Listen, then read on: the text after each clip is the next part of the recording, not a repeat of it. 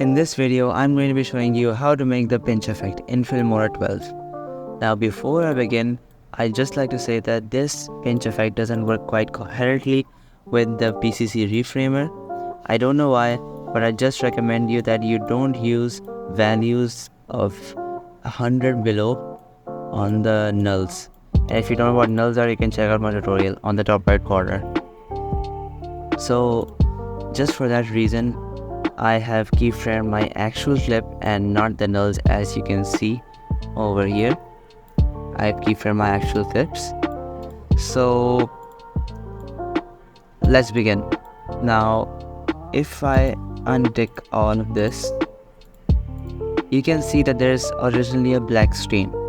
So what I've done to cover this up is added motion tiles. Now if you want a detailed tutorial on this, you can comment down below.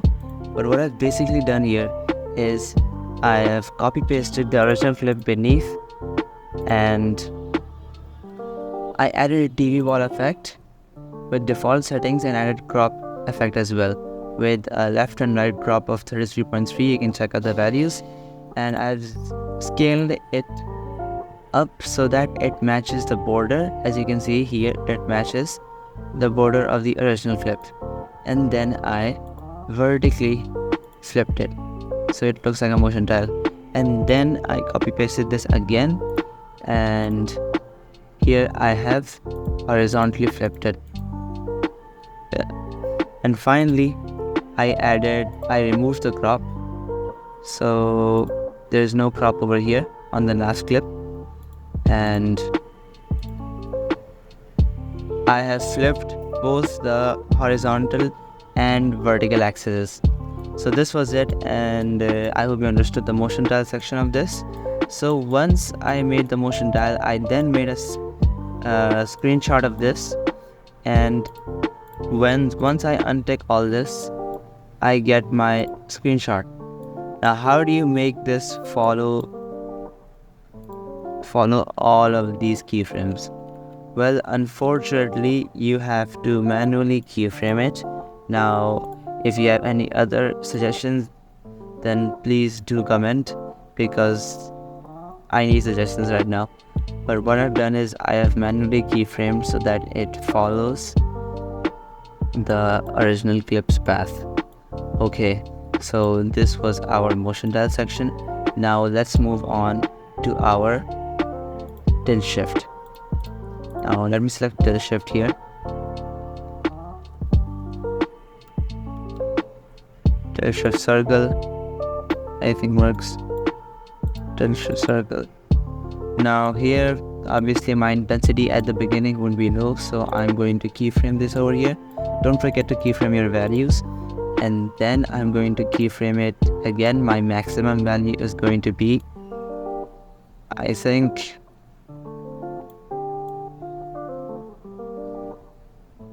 this much is okay. 1 is okay, because at the end you're not gonna see a complete intensity of 1. So of course you need to keyframe this as well using drag scaling. So what I'm going to do is go to the middle, and well, I'm gonna go to a little bit to the left and keyframe both the size and intensity, and then do the same thing again. Do the same thing again once it looks,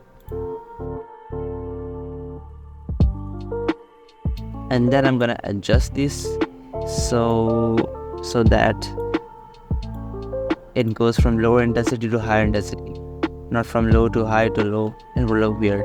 So if you check this out, it looks good. This is our final result, which will not be obviously visible to us. And so this was our tilt shift part. Now I'm gonna go on to the narrow part of this. So with narrow, we just use a bit of it, otherwise it becomes too much.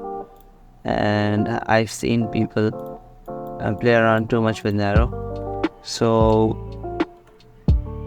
what you want the maximum value to be is not 15, But since you have added motion tiles, you don't need much of an arrow. but to give that pinch effect, you may want to add it. So this much is okay. This much narrow is okay. So this is our maximum value, and this is gonna be our minimum value.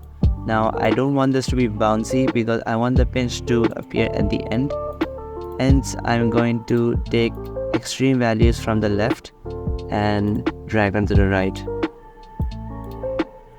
so that it looks that I've used less of an arrow, because I don't want to overuse it.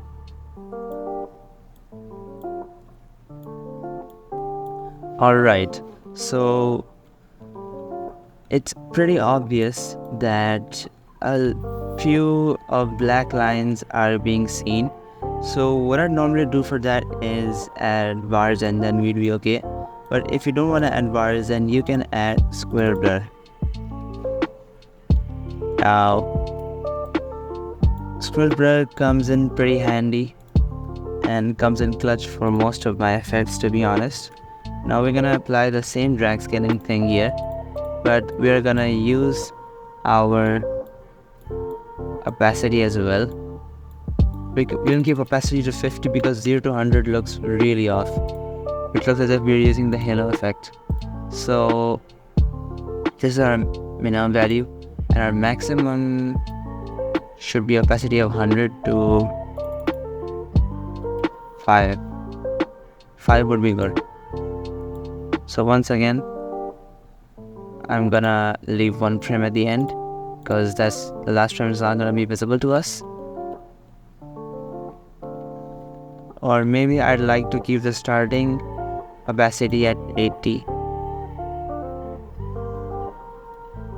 So just use a drag scaling method. So this was the pinch effect, and if you want to add a tunnel effect, you could, but what most editors usually do is cover this up with a shake, and you can use an up-down shake or a sideways shake depending on the style of your edit, but this is basically how we do the pinch effect, and with practice you can just do this really quickly.